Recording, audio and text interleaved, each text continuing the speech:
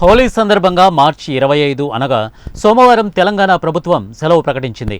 హైదరాబాద్, ఇతర తెలంగాణ జిల్లాల్లోని పాఠశాలలకు హోలీ రోజున సెలవు ప్రకటిస్తూ ఉత్తర్వులు జారీ చేసింది.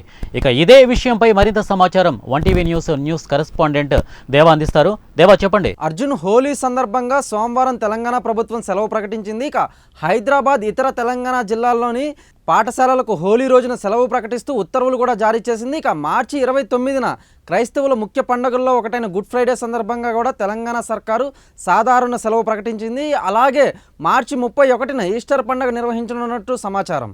ఇక జంట నగరాల్లో సాయంత్రం 6 గంటల నుంచి వైన్ షాపులు మూతపడనున్నాయి. బార్ అండ్ రెస్టారెంట్లు, కళ్ళు దుకాణాలు కూడా బంద్ పెట్టాలని పోలీసులు ఆదేశాలు జారీ చేశారు. అలాగే హోలీ సందర్భంగా హైదరాబాద్, సైబరాబాద్తో పాటు రాచకొండ కమిషనరేట్ పరిధిలో మద్యం అమ్మకాలు జరగకుండా కూడా వైన్స్ను మూసి ఉంచాలని సూచించారు. అయితే స్టార్ హోటల్స్, రిజిస్టర్ క్లబ్లకు మాత్రం ఈ ఆదేశాల నుంచి మినహాయించారు. ఇక ఈ మేరకు హైదరాబాద్, సైబరాబాద్, రాచకొండ పోలీస్ కమిషనర్లు ఆదేశాలు జారీ చేశారు.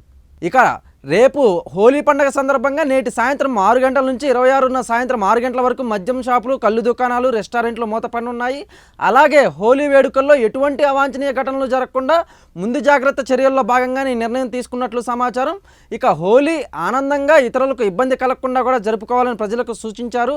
రోడ్లపై ఇష్టారీతిన వేడుకలు జరుపుకుంటూ వచ్చిపోయే వారికి మాత్రం ఇబ్బంది కలిగిస్తే చర్యలు తప్పవని కూడా హెచ్చరించారు. ఇక రోడ్లపై వెళ్లే వారిపై, వాహనదారులపై రంగులు చల్లితే కఠిన చర్యలు తప్పవని కూడా స్పష్టం చేశారు. అదేవిధంగా వాహనాలతో రోడ్లపైకి వచ్చి గుంపులుగా ప్రయాణించొద్దు అని కూడా సూచించారు. అర్జున్, కెమెరామెన్ సాయితో దేవా, వన్టీవీ న్యూస్, హైదరాబాద్.